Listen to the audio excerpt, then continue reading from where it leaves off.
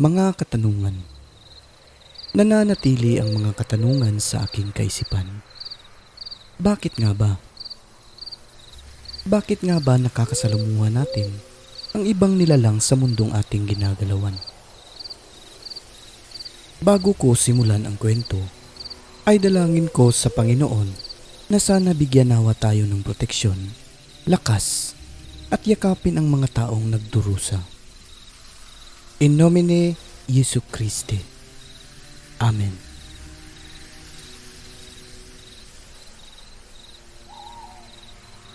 Bago ko simulan ang kwentong ito, shoutout muna sa ating sender ngayon na si Miss Gina Kalunod o Inday ng Taytay Rizal.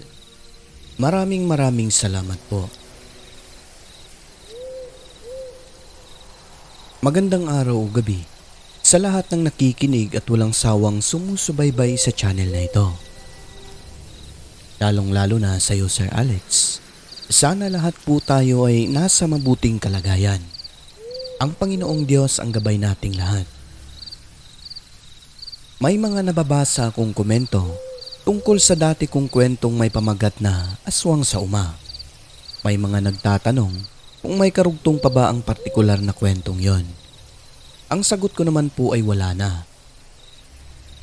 Pero, ang salarin po sa kwentong yon ay siya rin po ang pinaghihinalaang salarin sa kwento natin ngayon. Kung bakit, pakinggan ang detalye ng buong kwento. Tungkol po ito sa nangyari sa anak ng kapatid ng kaibigan kong si Arlene.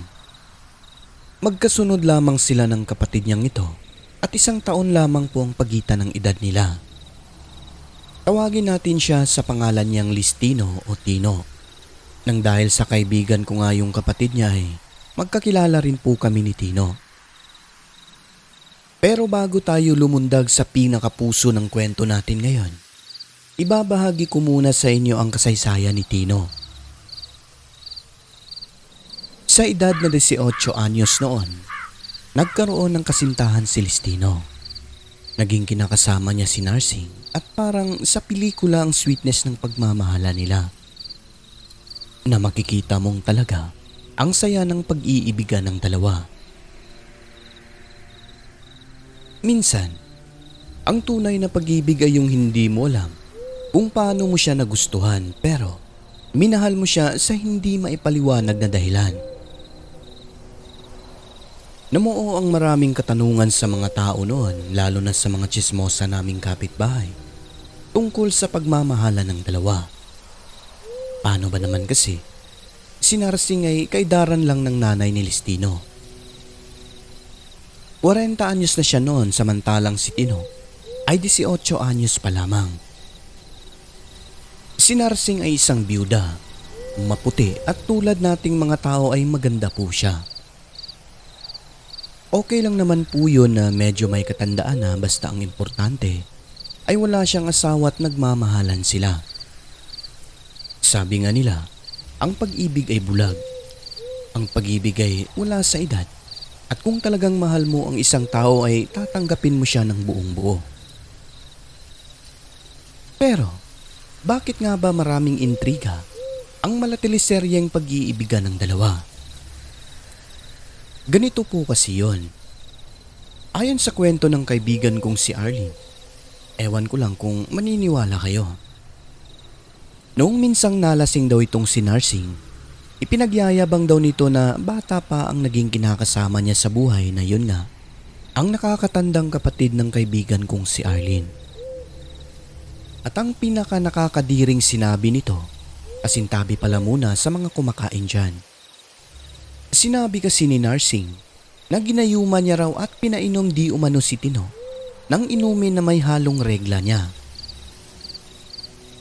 Ako'y naniniwala po sa gayuma pagkat tinuruan din po ako ng mga ganyan ni Lola. Sa lugar kasi namin dati, may samahan kami o isang grupo ng manggagawa na tinawag naming hunglos.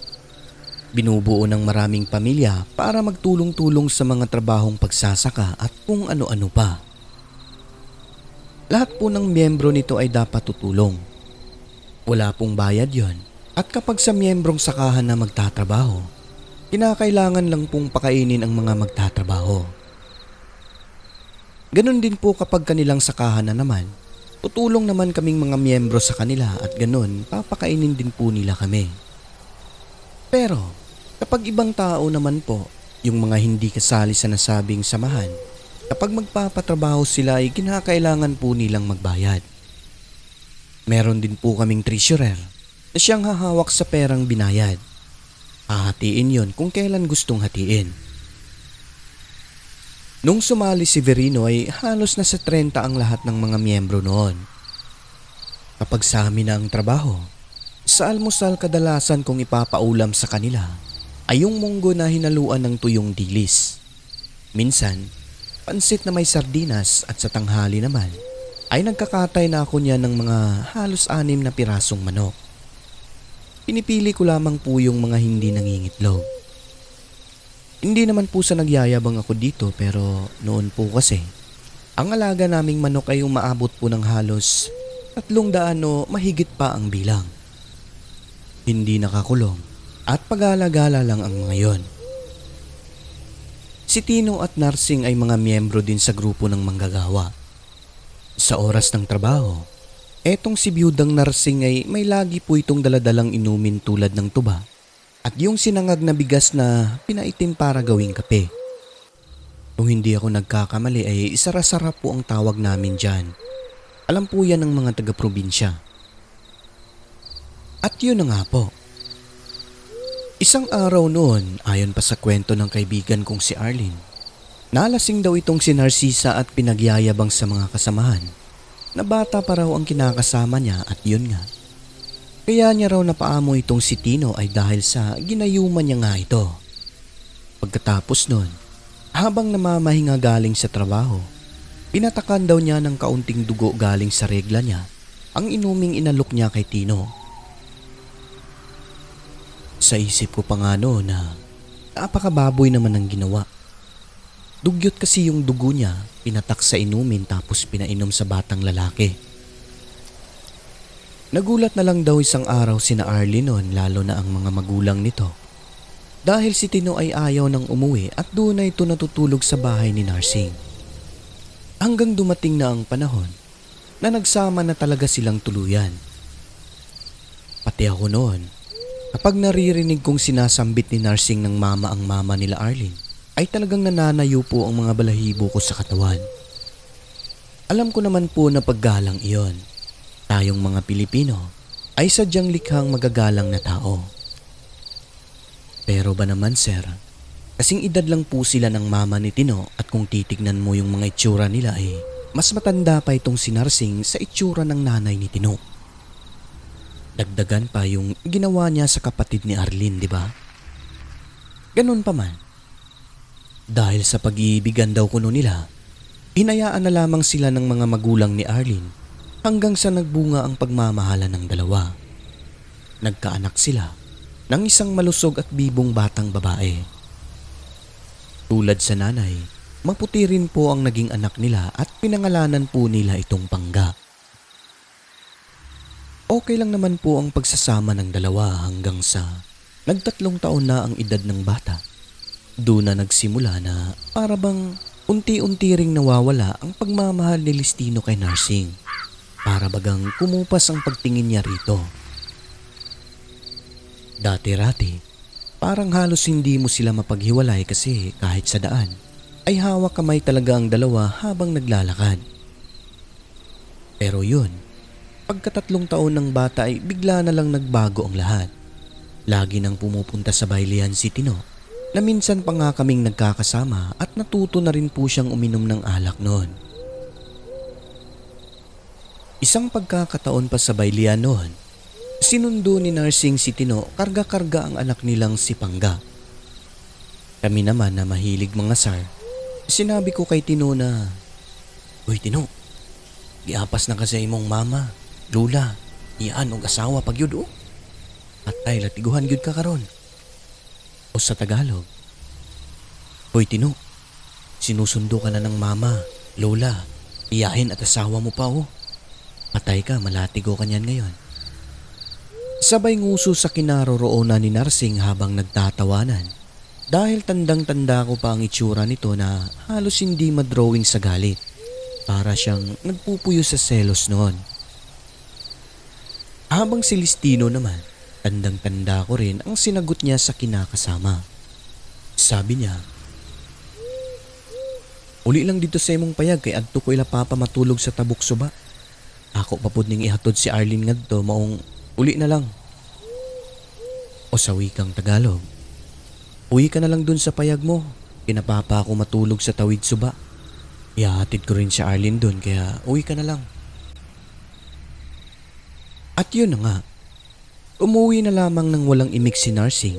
Walang nagawa dahil ayaw nitong makipagtalo kay Listino. Mababakas mo sa mga mata niya na tila ang pag-ibig nito ay parang isang ibon lang. Hayaan mo siya kung gusto niyang umalis. Dahil babalik at babalik yan kung gusto niya, pero kung ayaw niya di hayaan mo na. Si Listino noon ay parang bagong binata kung kumilos, lalo na yung nagkaroon siya ng mga bagong babaeng kaibigan sa baylihan. May mga dayo po kasi noon na nakikipagbayle galing sa Baryo Pana, Baryo Palao at iba pang mga karatig baryo. Kahit nagbago ang ugali ni Tino dahil na rin siguro sa umupas na ang gayuma sa kanya, hindi naman po ito naging pabaya sa anak nila. Hanggang isang araw noon, si Narsing ay makikipananggi o yung mga harvest ng mais kung saan kami nakikiani rin noon. Walang maiiwang magbantay sa anak nila kasi si Tino noon sumama sa tatay nilang nangangaso sa gubat. Ang ginawa niya, hinatid sa bahay ng mga magulang ni Tino ang bata sa pag-aakalang andun ang nanay ni Tino na pwedeng magbantay sa anak nila. At kung napapakinggan po ninyo ang dati kong kwento, yung may pamagat na aswang sa uma, magkapitbahay ang mga magulang ni Arlene at yung mangtas na aswang na si Narcisa. Nang dumating si Narsing doon, wala ang biyanan nitong babae dahil sa makikisanggi rin ito ng mais. Dahil sa walang tao, dumiretso ito sa kabilang bahay doon sa bahay nila Narcisa. Siguro, walang kaalam-alam si Narsing noon na pinaghihinala ang aswang si Narcisa at isa pa. Kapatid lang po kasi ito ng nanay ni Arlene. Iisang bakuran lang sila at ilang metro lang din ang distansya ng mga bahay nila. Pagkarating sa bahay nila ay agad niya po itong tinanong kung makikisanggi rin ba ito. "Magandang umaga, tiya." Oy, ikaw pala. Halika.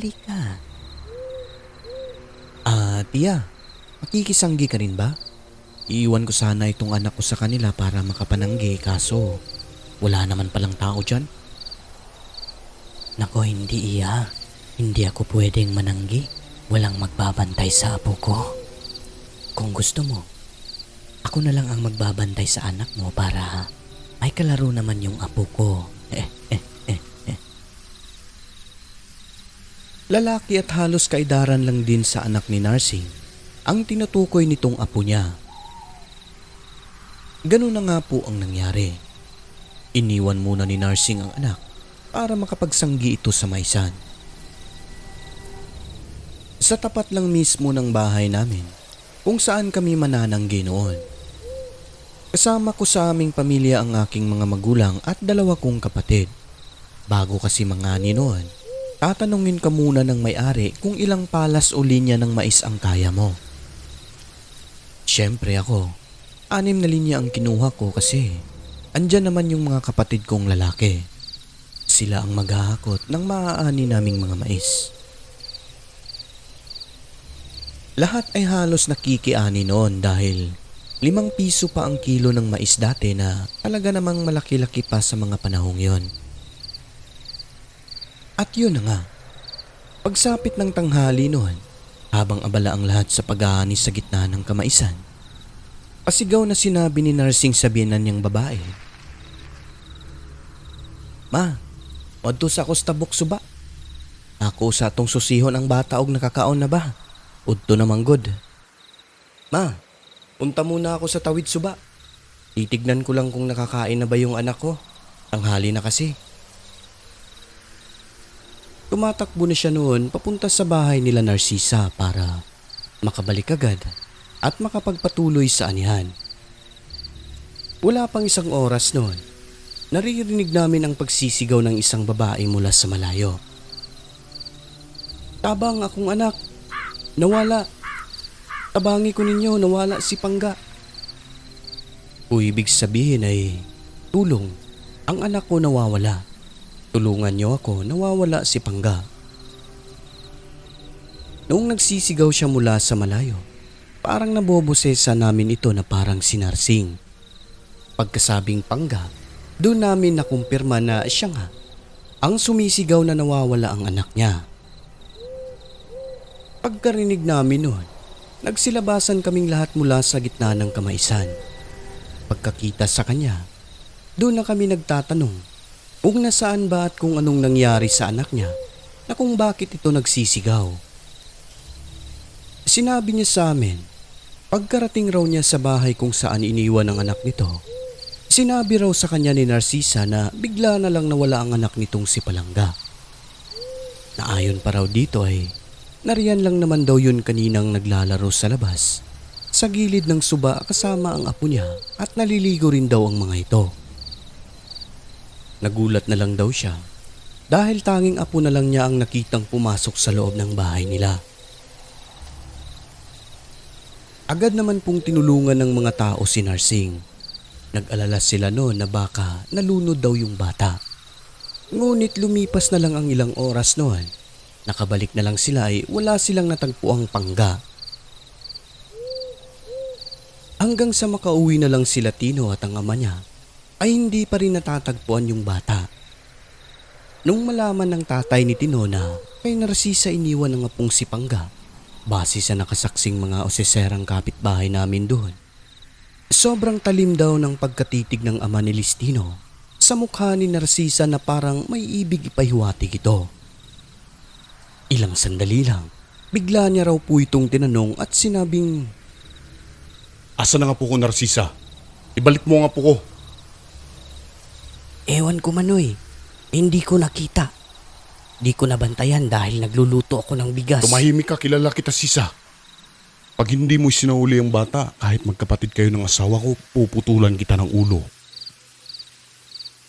galit na galit at pasigaw na wika ng ama ni Listino habang nakaturo sa mukha ni Narcisa. Si Listino naman ay panaiiyak na noon. Sinuyod nila ang lugar lalo na ang gilid ng suba sa pagbabaka sakaling matagpuan pa nila ang bata.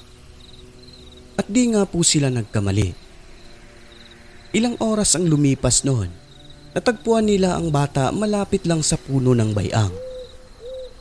Pero sa kasawiang palad ay wala na pong buhay si Pangga. Tanging marka na lang ng mga kuko sa lieg nito at dibdib na tila ba kinagat o kinalmot ng kung anong hayop. Imposible umanong malunod sa ilog ang bata. Ayon kasi sa mga magulang nito, takot si Pangga sa tubig lalo na sa mga ilog. Sa katunayan yan, kapag maliligo na ay kailangan muna nilang paluin ito sa puwet para lang makaligo. Sobrang takot na takot daw po talaga ito sa tubig kaya hindi sila kumbinsido na lunod ang dahilan ng pagkamatay ng bata. Idagdag mo pa ang mga tinamong kalmot nito sa liig at katawan. Yung ilog po doon, sir, kapag makita mo ay sasabihin mo talagang virgin pa ito dahil umuusok po ito sa tindi ng lamig. Malakas po ang agos ng tubig nito na kung lulubog kang nakashorts siguradong mahuhubaran ka sa lakas ng agos. Kahit ako nga noon kapag naliligo ay yung tipong tirik na tirik ang araw para hindi ka anong malamigan.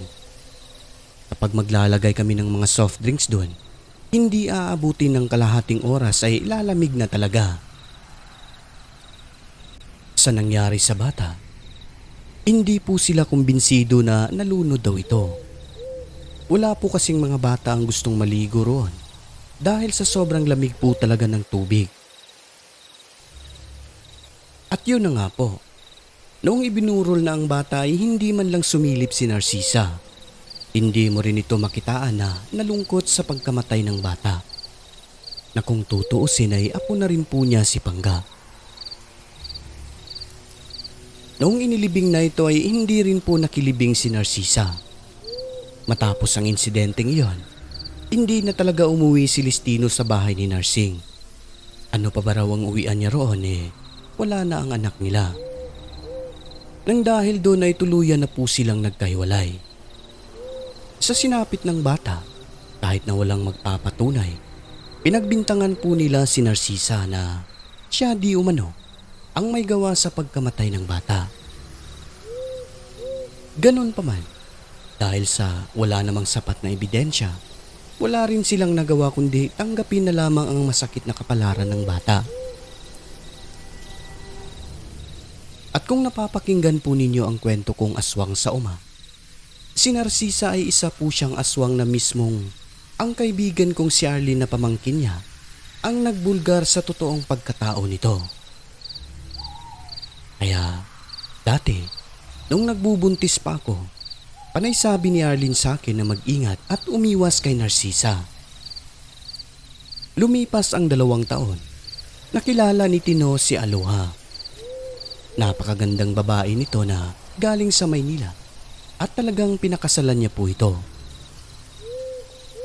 Habang si Narsing naman ay nakapag-asawa rin ulit, ngunit sa pagkakataong ito, hindi na bata katulad ni Tino kundi kaedad na niyang lalaki at balo rin. Masaya na silang pareho sa takbo ng mga buhay nila. Hanggang dito na lamang po ang kwentong ito. Maraming salamat po sa inyo. Hanggang sa muli, Gina Kalunod o Inday ng Taytay Rizal.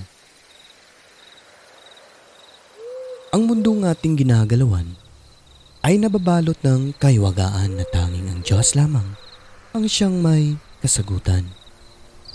Ako po si Alex at ito ang Southern Mindanao Creepy Experience.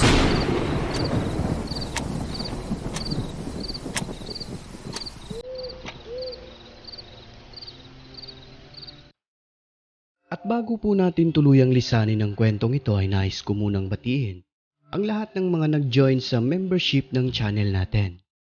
Unang-una kay Aileen Doroteo, kay Lady Jackson, Eileen Mostrado, kay Mike Masangkay, kay GA, kay Burns A na 1-month member na, kay Maribel De Leon, Jade Brewer, kay Sarah Brightman, Jeffrey Clavicillas, kay Sock Sergeant Creepy Tales 1-month member na. Ayan, bisitahin po natin si Ma'am Sock Sergeant Creepy Tales at suportahan po natin. Kay Sweet Lady Centeno Errol Bugoy na 2 months member na, kay Relaxing Place TV, kay Johnny Lynn Bio, kay Mugs na 2 months member na, kay Len TV 2 months member, kay Bayot Ako Pero Rakista na 4 months member na, ayan kay Rose Olalia 1 month member, kay Arian Siosa na 1 month member, Charles ng Bohol 1 month member, kay Georgina Bati na 1 month, Wilma Tambuyat 1 month, kay K-Hop Riker na 2 months member na kay LCD Acosta na 2 months member, kay Lilian Culiado na 2 months member, Taos 2015 Katahom na 4 months member na, kay Darlene Kabatuan 3 months member, Angel Flores na 4 months member na, kay Miss Puerto na 4 months member na rin, kay Christine Olson na 4 months member, at kay Noime Rodriguez. Ayan Maraming salamat po sa pagstay sa channel natin. God bless po sa inyong lahat. At syempre sa mga commentators natin last update, kasama na rin po yung mga silent listener at mga new subscribers po natin. Binabati ko po kayong lahat, lalong-lalo na sa first commentator natin na si Eileen Mostrado. Ayan. Maraming salamat po. Second commentator si Abigail Navarro, si Dennis Kadugdog, Jerry Flores, Bayot Ako Pero Rakista, kay Ashley Leng. Ayan, thanks sa part 3. Maraming salamat din po sa iyo, Madam Ashley Leng. Kaya Jang Nancy, Jude's Evening Star, kaya Maria Fe Escudero, Iris Tashibana, kay Maricel Caramancion, Vildan, kay Imelda Reyes, kay Teresita Sironi, Christy Harm, listening from Hamburg, Germany. Ayan, maraming salamat po Christy Harm. Kay Rose Ulalia, LCD Acosta, kay Darlene Kabatuan, Cleo Figuer, Helen Johnston, kay Miss Mary Silar, kay Nilan Ikanayaka, Amor ng Iraq, kay Elmer Vergara, Tiktilaong Stories na isang horror channel din. Ayan, bisitahin at suportahan po natin. Kay Arturo Bax on the Mix, Jennifer Eriman, kay Filipina Palsario, James Kai Solon, kay Linda Lin, kay Len TV, kay Gloria Sabino, Tez Lazo, kay Gina Calunod. Ayan, maraming salamat ulit sa mga kwento niyo, madam. Kay Rubina Dairo Gesto ni Marwin LV, kay May Ocampo, Jovi Agustin, kay Michelle Kusay, kay Janessa Salas. Sabi niya, sobrang tawa ko talaga sa bugok na pagkasabi mo. Ayan, maraming salamat, madam Janessa Salas. Kay Rubina Dairo again, and Jason Pagayon, Kylen Doroteo, kay Mitch Yasas, Flonky Donaire, kay Wilma Pascual, Soxarjan Creepy Tales, kay Analian Tijones Durin, Carmelita Magbanag, Sid Vicious, Jaymar Villarmino, kay John Reniel Zacate, Luna Ray Perez, kay Angie Mandriaga. Ayan. Sali pa talaga si Makaganda, natutuwa ako sa kwento ng ito. Kulang na lang patayin ang asawa niya. So ayan, maraming salamat Angie Mandriaga, and hindi na po sila mag-asawa ngayon, madam. Matagal na panahon na po silang nagbulag. So yun. Kay Mags, kay Jinky Bell, Winsis 36, kay kambal ni Red Rosal. Sabi niya sa mandang huli, si Verino ang bida ng kuwento. Ayan, kay Marites Mending, Darin Weird, kay Lilian Coliado, Ludivina Valencia, kay Lovey Delry. Ayan, Lovey Delry. Sabi niya, dami kong tawa sa part na sinabing sa pamamagitan ng lakas, liksi at tipuno ng pangangatawan. Inakala ko pa namang makikipagbuno na siya sa aswang, yun pala maripas lang takbo ang loko. So ayan, from Lovey Delry. Kay Pedro Tampoz, Zaram sa vlog, kay Ophelia Yasin, Yuan Tumakulet. Ayan, Yuan Tumakulet. Kay Jackie Jose, Shaman King Naruto, kay Janet Verga, kay Marites Guevara, 77 Harris, kay Norgena Ibrahim Timan, at kay Madam Gina Calunod, no? Ayan, sabi niya, nakakatawa talaga ito si Sir Alex kapag mag-narrate. Kung di mo pa nakikita siya sa live, akala mo napakalaking tao niya, parang higante. Kasi ang boses, kung boses yung pagbabasihan natin, buong buo ito na parang radio announcer. So ayan, madam, maraming salamat, Miss Gina Calunod. At sa lahat ng silent listener, ay welcome po kayo sa channel natin. Pumasok na po kayo at i-hit po ang subscribe button, syempre. Huwag po ninyong kalimutan ng notification bell. Importante po yun para maging updated po kayo sa mga bago nating mga kwento. Muli, maraming salamat po sa mga suportang binibigay po ninyo sa channel natin. Huwag kalimutang tumawag sa taas. I love you.